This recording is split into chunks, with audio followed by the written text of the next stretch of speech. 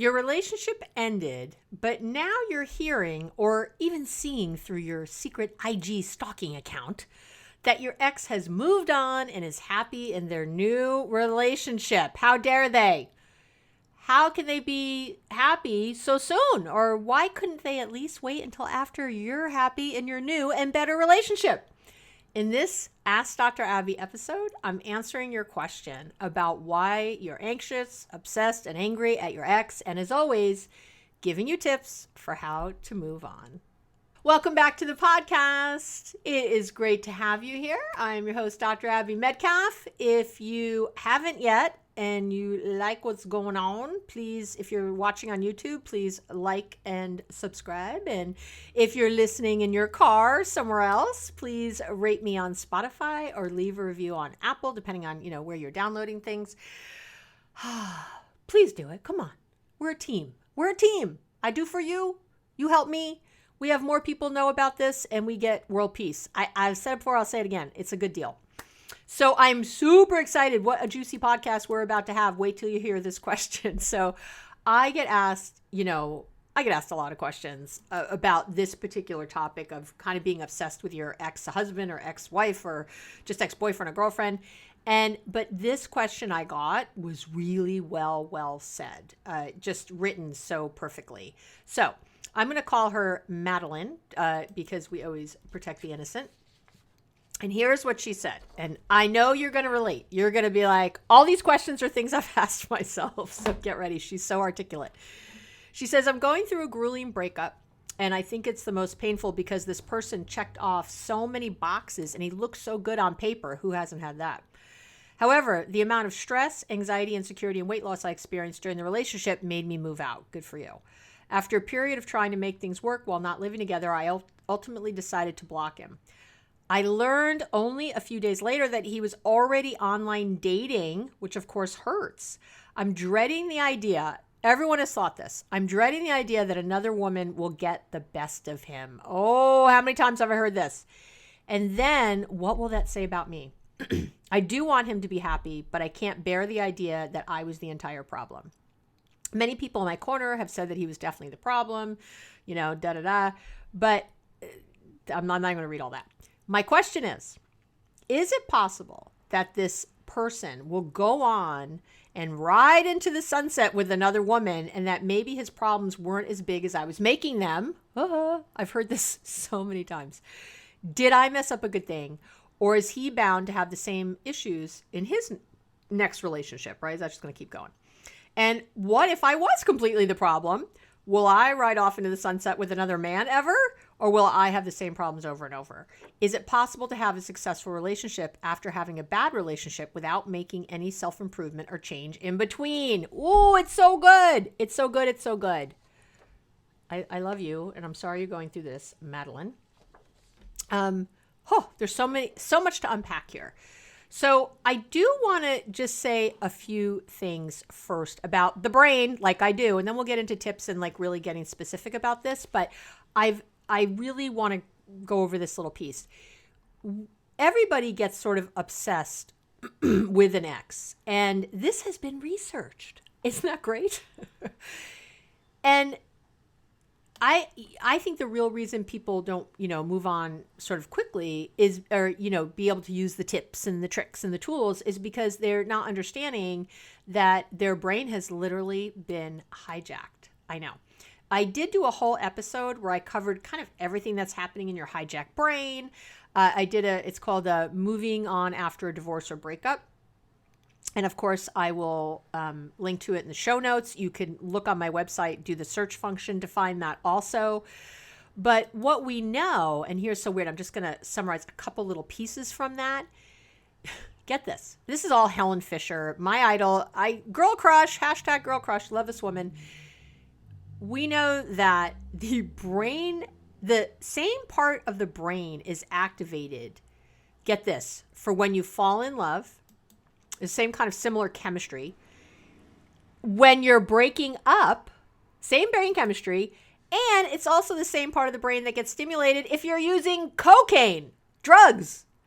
So you can see why it's hard not to focus on your ex in their life, right? Again, this has been studied. This Helen Fisher and her colleagues, they do these, they did brain scans literally of people who have been dumped. How do you like that? Brain scans of people who have been dumped. And they found activity. And this is what's important and what we're going to talk about when I give you some tips in 3 regions of the brain. Okay. So one, again, like I just said, the same regions that are lit up by intense romantic love are lit up by those who've been dumped. I know it's so unfair. So it's a reward system that I go into more in the other episode, but and it's where all your wanting, your craving, your focus becomes really active. That's the part of the brain that gets stimulated. And when your relationship ends, because that same mechanism is in, don't you remember when you first fall in love and you just can't stop thinking about them and you're daydreaming and it's so fabulous? Well, the same thing is happening just in a crappy way. When you break up, all those same things are activated. And it's again like a addict withdrawing from their, like a junkie withdrawing from heroin. It really is like that. It's so crazy. The second thing is that they also found activity in the region of the brain called your nucleus accumbens. And this is the part of your brain where you're always calculating any gains and loss. So when you think of the other person, you're literally calculating what you lost, what went wrong. This is when, people start thinking, oh, if I'd only tried this, if I hadn't said that, if, the things that happened in this order. And you could hear Madeline was also kind of using this language, right?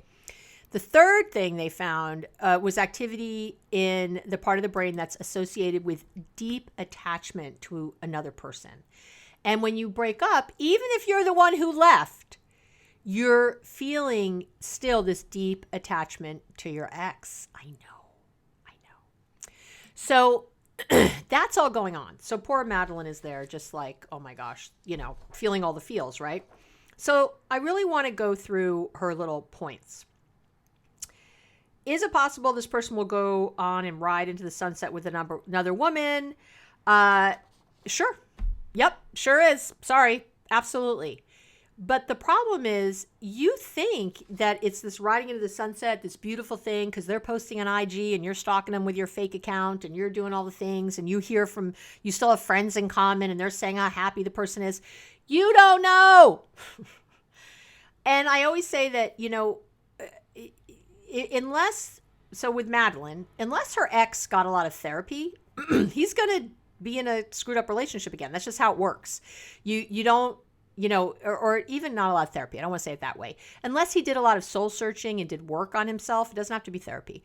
But unless he did that, you're a fish who doesn't know it's wet. So this new one might look different than Madeline, might be acting differently than Madeline, but it's going to be the same relationship on some levels. And then she's asking, was I making, were the problems not as big as I was making them? But earlier, Madeline, you said that you had lost weight, you had stress, anxiety, insecurity. Oh my gosh, girl. It doesn't sound like it. Again, whatever was happening, you weren't doing well with it. So even if you were making problems bigger than they were, it doesn't matter. You couldn't handle, you weren't handling it well. And you got to listen to your inner being. You have to listen to your inner love, your inner self was telling you in every way possible that this was not healthy for you for whatever reason. It doesn't have to be his fault or your fault or anybody's fault. It just is. So it's really important to listen to that, right? To really listen to your inner voice. And this whole thing, did I mess up a good thing? I don't know how it's a good thing if you are anxious and losing weight and stressed all the time. I find that hard. I don't know what to say. And then you ask, is he bound to have the same issues in his next relationship? I sort of answered that. So were you completely the problem? Will you have the same problems in the next relationship? Yeah, probably. Not that you're never completely the problem in anything. I'm going to give some tips in a minute, but I just want to kind of go through these and then talk about what to do. You're never completely the problem. That doesn't work that way. And I'm going to talk about that in the tips. Having said that, you absolutely should look at yourself. You absolutely should do some work so you don't get in the same relationship again. I can't, I've talked about this. People get in the same relationship over and over and over. And I will tell you this, so listen closely. Wherever you end this relationship is where you begin the next one. So you have to end well. You have, not necessarily with the person. Maybe you had a big fight. Maybe they died. Maybe whatever. Maybe never talking to them again. It doesn't, but you have to end well in your head. You have to find the place in your heart too, not just your head, to end well, to move on in a healthy way. You've got to find that, or you will keep recreating these issues in relationship after relationship. And I'll tell you, the person will look different. You'll meet them differently. They sound different. And then after a few months, you're like, oh my gosh, I'm in the same relationship. I'm having these same feelings. I'm having the same issues. That's why, because you really haven't done the work. And is it possible to have a successful relationship after having a bad relationship without making any self-improvement or change in between? As far as I'm concerned, absolutely not. How? You'll just, again, like I said, keep doing what you were doing. So let's talk about some tips with this. Number one is you got to stop talking about it. That's number one. And I'm not saying Madeline wasn't right to write in. She was. That was great. Good for you. I'm saying that after some initial venting or, some initial catharsis, you got to stop talking about it. You got to stop thinking about your ex so much, because every time you reminisce, complain, or romanticize, you're creating strong emotions. That's what you're doing. And getting into these emotional or feeling states will trigger all the same brain chemicals as when you first broke up. So what's happening, again, from like a biological perspective, is you are getting re-traumatized as you talk about it over and over and over. And again, I've talked about this on so many other podcasts. Your brain will start to remember incorrectly. You'll start to be literally, you will be thinking about things that aren't real. You think they are. You lose perspective because the hippocampus doesn't work well. I mean, again, I go into this so much in other podcasts, but your brain is deceiving you. It's lying to you. So I have to say that. You also, you don't know, I say it with love, shit about their life really. You think you know, but you don't. You don't know what's going on. If they're, like I said before, if your ex was crazy, they're probably going to date someone crazy again, because I will tell you this for sure. Together, women don't date fixer-uppers. Ever. Not ever. I should say they don't stay with fixer-uppers. They might date them. They might, look real good and get through on a few dates, but trust me, it's going to come out. And then together, women dump those men. And vice versa. If you're a man listening about women and you're, putting this back and forth, that's what happens every time. Every time. So don't get it in your head that, oh no, no. If that person, I will tell you that I had someone very close to me who was a drug addict get married to this person, this woman, and everybody was like, oh, she's so great and she's so amazing. And I was like, no friggin' way. No friggin' way. They met when this person I'm close to was in jail. Yeah, that's where she met him, in jail. She thought, oh, there's my guy, this guy in jail, because I'm here visiting my brother who was also in jail. And I see this guy and, ooh, he's my guy. Already, aren't you seeing a problem? But everybody was like, oh my God, and my friend who was another friend, I was friends with both my friend and his ex-girlfriend, who he was with for a long time. And they ended up finally breaking up when my friend was in jail. And the ex-girlfriend kept saying, oh my God, he's so happy now and it's so great and she's so perfect and she owns her own business and she does all this stuff. And I was like, no friggin' way. I just knew. I kept predicting it. And sure enough, we go to the wedding of my friend. I go to his wedding, his new wedding. He marries this woman who's so together. She was blotto at the wedding. She could barely, she like tripped, she fell, she hurt herself. She was drinking so much. She was so drunk. And I was like, there it is. She's an alcoholic. I am telling you right now, this person's an alcoholic. Nobody acts this way at their wedding who isn't. I'm sorry. You don't fall asleep in your soup. You don't, throw up at your wedding if you don't have a problem with drugs and alcohol. And I'm going to say that right now too. How do you like that? I know you might have done that at your wedding. You're like, I don't have a problem. Something's going on, baby. You either have a problem with commitment and marriage, or you have a problem with drugs and alcohol. Take your choice. But and it was proven out over time. She's a total alcoholic and a crazy person. But again, when you look on the outside in, you can't tell. So yeah, and I'll tell you, Madeline and anyone else listening, they might be happier now, but they might not. It doesn't matter. You know what matters? Are you happy? Are you happy? It doesn't matter if they're happy. Are you happy? What are you doing to improve your happiness level? And focusing on your ex and talking about it nonstop is not helping you. You've got to do things to get your brain off of that. Again, I do entire episodes, podcast episodes on this topic, on how to stop negative thinking, on how to, really shift when you can't stop thinking about something, how to shift out of that. Do a search on the site. I've got tons of stuff, and I'll try to link as many as I can in the show notes, but you can't indulge yourself. You got to stop.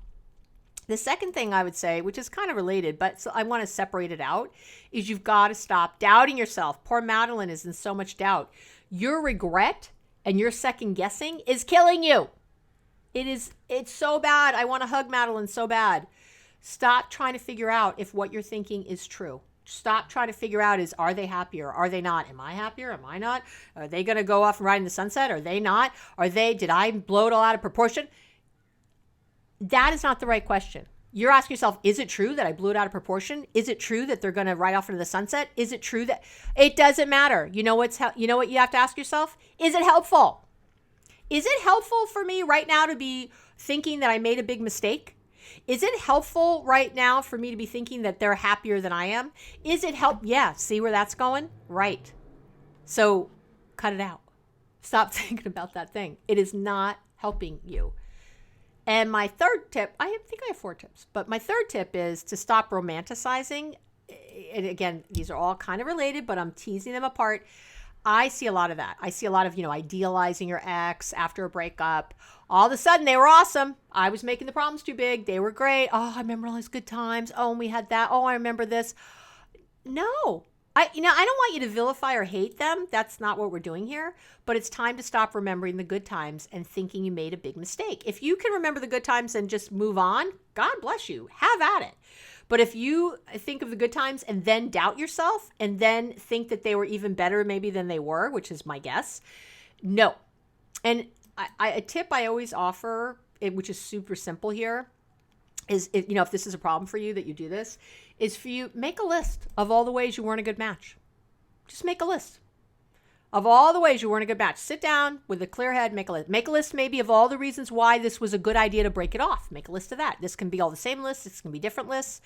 Make a list of what you've learned about yourself from this relationship and how it really helped you to move on. Save the lists. Save them somewhere easy to access. And when you notice yourself getting pulled into the reminiscing, the romanticizing, the talking about it, pull it out. Read a list. It is time to shift the focus. Pull a list out, and you will find that you absolutely can get out of that mindset. And I will have 4 tips because I'm, of course, thinking of another thing. This last thing I want to say about this is you got to own your stuff. You got to own your shit. You got to own your stuff. Every single relationship is co-created. Every single one. The one I have with you right now is co-created. It is. How you're listening to me, what kind of information I give. We are creating a relationship together. Madeline wrote into me. We are creating a relationship together. That's what that is. Your mom, your brother, your boss, everybody, you are co-creating it together. It's never, ever all about them. Sorry, not sorry. It's not. So again, making lists of how they screwed up, or how horrible they are, they're really a narcissist, or all the things. It doesn't matter. It doesn't matter. You've got to own your side of the street. You have to take responsibility. You got to own it. And that, if that means getting a therapist or a support group, if it's listening to my podcast every week and doing the tips I put out there, the answer is that you really have to take action to improve yourself. You've got to take some action. It can't just be learning and reading, because that's where I see people get stuck too. They read all the books, they listen to all the podcasts, but they don't do anything. And they still keep asking the same questions. If you're still asking the same question, if you're still doubting, if you're still feeling, if you're not better, if you haven't moved on, then whatever you're doing isn't helping. So you need, and it's almost always about taking some kind of action, doing the thing. That's really what's going to help.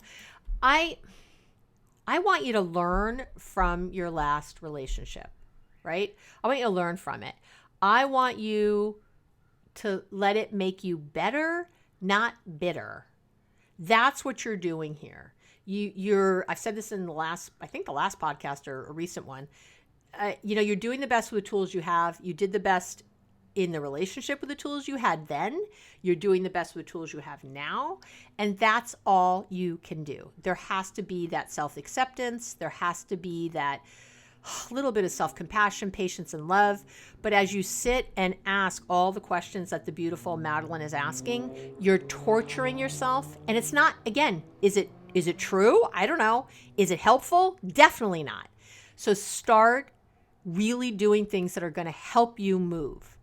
If you are even questioning, wow, I don't know why I stayed in that relationship so long, or wow, I'm worried that these issues are going to come back up, then get some help. Get some help. Don't keep asking the question. Do something about it. Like the wonderful Madeline who wrote in. Do something. Take action on it. That is really where it's at. Okay. I can't tell you how many clients have come in with these questions, and thank you, wonderful Madeline, whose name has been changed, for writing in this wonderful, succinct, great question, because I know if you've been listening this long, you have thought these things. You have literally said them in your head. So I love having the chance to answer them exactly like this and to, really put it out there. If you want more information on this topic, or you have other questions about it, I would love to hear them. You can email me at abby@abbymedcalf.com. You can get me on the website, abbymedcalf.com, by going to the Let's Connect page. I get all those emails. Any topic you have, any thoughts you have about this that you want to share, or you didn't really understand, or you want more of, or less of, or whatever. Less of I can't give you, but I can give you more. Definitely write in, take a minute and write in, and I will do my best to make it part of the podcast. See, this relationship I have with Madeline, already great, helping you. Look, we're all out there together trying to get well. And if I say nothing else today, it's to please be kind to yourself about this. Please be patient.